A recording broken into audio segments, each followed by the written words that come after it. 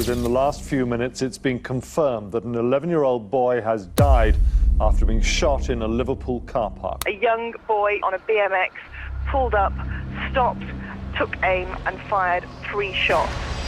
Rhys Jones is only 11 years old, a completely normal boy, spending his summer holidays with his family, and everything in his life revolves around football. Even the last day of his life is all about his favorite sport. He goes to football practice and later, he wants to watch a game on TV. On his way home, he's kicking his ball in front of him as he walks. But even though Rhys Jones only has to walk a few hundred meters from the training field to get home, he will die right there, in the middle of that short walk. The little boy is killed right out in the street, and the background of this case is even more shocking than anyone might first imagine.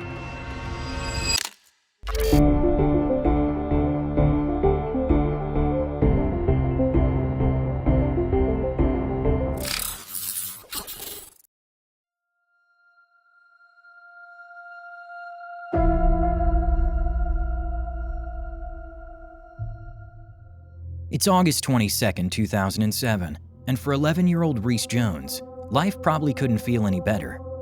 In just a few weeks, he'll turn 12, and in a few days, he's going to start at a new high school. Right now, he's enjoying the summer holidays in Croxteth Park, a district in the east of Liverpool. The weather is warm, the sun is shining, and Rhys is at what might be his favorite place in the world, the football pitch. He's been playing football basically since he could walk. That day, he was running a bit late. His mother Melanie gave him a ride to practice so he could make it on time. Thanks to her, he doesn't miss a thing. After training, Rhys wants to leave as quickly as possible. That evening, there's a match on TV, England versus Germany. It's only a friendly match, but for Rhys, it's must-watch TV. His coach offers to give him a ride home, but the 11-year-old declines. It's really just a short walk down the road, and on the way, he can keep kicking his ball around a bit. So Rhys says goodbye to his coach and his teammates. He starts walking down the street that leads straight from the football pitch to his parents' house, until suddenly, out of nowhere, 3 gunshots ring out. When Rhys's coach follows the sound of the gunshots to see what's going on, he sees the boy lying motionless on the pavement. One of the 3 bullets has hit Rhys directly in the neck. The scene on the street is chaotic. It's a warm summer evening, and quite a few people are out and about. Within minutes, a crowd gathers around the spot where it all happened. Most likely, no one can make sense of what just occurred. That someone, especially a child, could be shot in broad daylight, right in the middle of a quiet residential neighborhood. It's something that's simply impossible to grasp. Someone runs to the Jones family's home to inform Melanie, Rhys's mother. She rushes to the scene immediately, but by the time she arrives, her son is already drifting far away. Rhys's eyes are wide open, and blood is coming from his mouth. Melanie Jones sits next to her son in the street holding him, trying to comfort him with her words. But she knows in that moment that her son will not survive this night. Of course, the emergency services still try everything to save Rhys. He is taken to a nearby hospital. His parents, Melanie and Stephen, stand beside his hospital bed and talk to him, while doctors desperately try to stabilize him. But he has lost too much blood. At 8:46 p.m., Rhys Jones is officially pronounced dead. And with that, the hunt for his killer begins.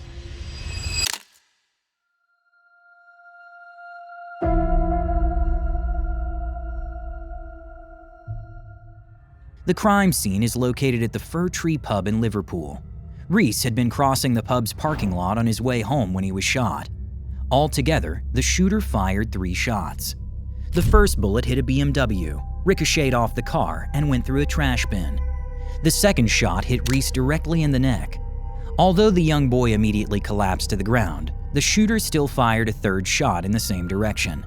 But Rhys Jones was not the intended target.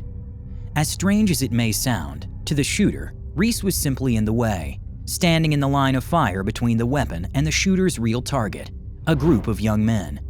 More on that in a moment. Several people were able to observe the shooter. He was riding a silver bicycle and wearing a hooded sweatshirt. The weapon used was a long black handgun. After firing, the man fled on his bicycle in the direction of Old Cross Road in Croxteth Park. In Croxteth, rumors started spreading immediately.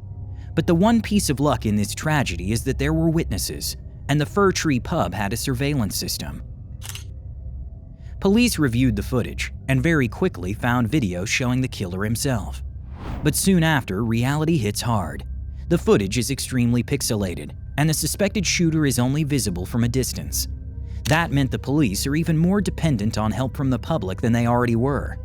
All witnesses point the investigators in one particular direction, toward a youth gang known as the Croxteth Crew. But this is not just a harmless group of teenagers. The Croxteth Crew is a gang already well known to police, with a structured organization and clear ties to drug crime. One of the members of the gang's youth division is a 16-year-old named Sean Mercer. Sean shows an almost fanatical loyalty to his home neighborhood in Liverpool. The gang plays a major role in his life. In 2007, Sean is just about to be promoted from the youth wing of the gang into the adult circle of full members. But the residents of Croxteth get to him first. When young Rhys Jones is murdered in broad daylight, Sean Mercer's name is quickly brought up as a possible suspect. That's why, just 3 days after Rhys's death, Sean is brought in for questioning at the police station. Sean claims that on the evening of August 22nd, he was out with his friend Dean Kelly, and therefore has an alibi. He is backed up, not just by Dean, but also by other friends from the gang, and even by his own mother. Still, the police are absolutely convinced that he is the one who murdered Rhys. About a dozen witnesses come forward, and all of them give the same name. What's missing is the evidence, and the police now begin the long and painstaking process of collecting it piece by piece over the coming months. For Rhys's parents, it is a huge shock when their son's death is suddenly linked to gang violence. The Jones family lives in Croxteth Park, but the Croxteth Crew, the gang involved, is active in Croxteth, a different neighboring district. Melanie and Stephen Jones had maybe once briefly read in the newspaper that a gang from Croxteth had some kind of trouble with a rival gang from Norris Green. But that was it, just a minor news story, something that had nothing to do with their own lives or daily reality. Croxteth Park isn't some kind of rundown area. It's just a normal residential neighborhood, mostly home to families. That Rhys would get caught in the crossfire between two gangs, in that place of all places, seems almost unbelievable to his parents. But Melanie and Stephen Jones also say that they trusted the police at every step. The two remain in close contact with the investigators, and they are kept informed about every development in the case. That helps them not only to process what happened, but also to gain the certainty that the case will be solved. While the public is not informed, the Jones family is aware of the possible involvement of Sean Mercer and his gang. And Melanie and Stephen are convinced that the detectives will gather the necessary evidence for a conviction. And that is exactly what happens. Step by step, the police begin to piece the puzzle together. The circumstances behind Rhys's murder become clearer and more tragic.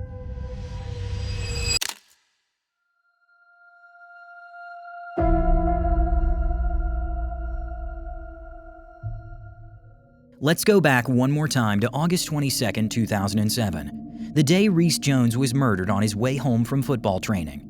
While Rhys is still on the pitch, practicing penalty shots, there's already tension brewing just down the street at the Fir Tree pub. A few boys walk into the pub. They're members of the Strands, part of the Norris Green gang. Among them is a young man named Wayne Brady, who also belongs to the Strands. And Wayne has become a serious target for the rival boys from Crocky, even more so than usual lately. Why? Because Wayne is dating Vicky Smart, a girl who lives in Croxteth. In gang logic, that means Wayne has taken one of their girls. As payback, Wayne has already been shot twice by the Crocky crew. And now, he and his fellow Strands are bold enough to walk into a pub located in Croxteth Park, which again, by gang logic, is Crocky crew territory. To the gang, this is a clear provocation, and it becomes their declared mission to chase Wayne and his friends away from the Fir Tree pub. If necessary, even with weapons. And that's exactly what happens. The boy wearing a hoodie rides up on his bike and opens fire. By that time, Wayne and Vicky have already left, but two members of the Strands are still standing in the Fir Tree pub parking lot, right at the exact moment that Rhys Jones is walking across the lot on his way home. The guy in the hoodie fires in the direction of the two gang members, but he doesn't hit them. Instead, he hits Rhys, right in the neck. After firing another shot, the shooter rides off on his bike. and police are convinced that the shooter is Sean Mercer. But in order to charge him, they need solid evidence, and at the crime scene there's nothing left behind. No murder weapon, no suspect DNA, nothing at all. It was essentially a textbook drive-by shooting. So the police go undercover, investigating in the Croxteth crew's inner circle. At the same time, Rhys's parents begin to increase their public presence in the media. The police are hoping that the grieving parents might reach the conscience of someone close to Sean, and that under public pressure, someone who is protecting Sean Mercer might finally break. This is, of course, incredibly hard for Melanie and Stephen, but they know they're doing it for Rhys, and that makes all the pain worth it. It takes a few months, but this tactic starts to pay off. On August 22, 2007, Sean Mercer rides his bike to visit a 15-year-old boy named Toby. For legal reasons, and to protect his identity, his real name has not been released, so we're using a pseudonym. Toby is also a member of the youth wing of the Croxteth crew, and he lets Sean in right away. From Toby's house, Sean calls together more members of the gang: James Yates, Nathan Quinn, as well as Gary Kays and Melvin Coy. Gary and Melvin are already adult members of the Croxteth crew. Together, they all sit down in Toby's bedroom and plan how they can cover up the murder of Rhys Jones. They come up with a strategy to create an alibi for Sean Mercer. The two adult gang members, Gary and Melvin, take Sean to a remote warehouse. There, they douse him in petrol in an attempt to remove all evidence, like gunpowder residue. After that, they burn his clothes. They're convinced that this will fool the police and the forensic investigators. But what they didn't count on was Toby's mother. She notices the suspicious visitors her son is receiving, and unlike her son, Toby's mother doesn't hesitate to tell the police what she saw when she's questioned. And eventually, during a police interview, Toby does tell the investigators about the cover-up of Rhys Jones's murder. However, Toby refuses to testify in court against Sean Mercer. Once again, it's his mother who saves the prosecution's case. Even though it could potentially put herself at risk, Toby's mother agrees to testify in court against Sean. She repeats what she already told the police. She explains how Sean and the others were at her house on the night of August 22nd. Security camera footage and GPS data from the gang members' phones also confirm that they were at the warehouse. In addition, the murder weapon is found in the possession of another gang member, one whose name has not been made public. This young man tells the court that Sean Mercer came by about half an hour after the shooting, gave him the gun, and asked him to hide it. Technically, this boy could be charged with illegal possession of a firearm, but the court decides to grant him immunity in exchange for his testimony. When the trial against Sean Mercer finally begins at the end of 2008, Rhys's parents are more than relieved, especially because those who helped Sean after the murder are also being charged. James Yates, Gary Kays, Melvin Coy, Nathan Quinn, and Toby all have to answer in court just like the main perpetrator. They are charged with assisting an offender, and all of them are convicted. Gary Kays and Melvin Coy, who are both adults, are sentenced to 7 years in prison each. The main focus, of course, is on Sean Mercer. He is sentenced to life in prison for the murder of Rhys Jones. He will have to serve at least 22 years before becoming eligible for parole. That means he won't be released before 2030, when he will be around 40 years old. Rhys's parents are deeply grateful both to the police and the justice system for solving their son's murder so thoroughly. They also feel that the life sentence for Sean Mercer is justified. However, Melanie Jones is deeply troubled by the fact that life in prison doesn't actually mean for life. In an interview, she says that she and her husband did receive a life sentence, a life without their son, a son who was senselessly shot at the age of just 11 years old. Creating a not-too-sad ending to a video like this one isn't always easy, but in Rhys's case, there is something that does offer a small sense of comfort, especially when you see it in the context of such a terrible crime. Rhys was a huge football fan. Growing up in Liverpool, that means you've got two big clubs to choose from, Liverpool FC or Everton FC. Rhys was an Everton fan. He was at every home game. He, his parents, and his brother all had season tickets. The club stepped in quickly after Rhys's murder to support the family and even help move the investigation forward. Several Everton players attended Rhys's funeral, and even Liverpool FC paid tribute to him. The club invited Rhys's parents and his brother to a match against Toulouse. Even though the Jones family came to Liverpool Stadium wearing the shirts of Everton, the rival team, they were warmly welcomed by all the fans. Before the game, there was no minute of silence. Instead, there was a full minute of applause in memory of Rhys. And then, they played the intro theme of his favorite TV show, Z-Cars, in the stadium, a theme song that is also traditionally played at Everton home games. Rhys's story was also turned into a TV series. The 4-part miniseries Little Boy Blue is available on the British platform ITV. And with that, we've reached the end of today's video. Feel free to share your thoughts on the case in the comments or leave a like. You'll also be helping the channel, because every bit of interaction increases the chances that this video gets suggested to people who haven't yet subscribed to Truthscape. And I hope to see you again in the next video. Here you can find the next chilling case. Until then, see you soon. Stay safe.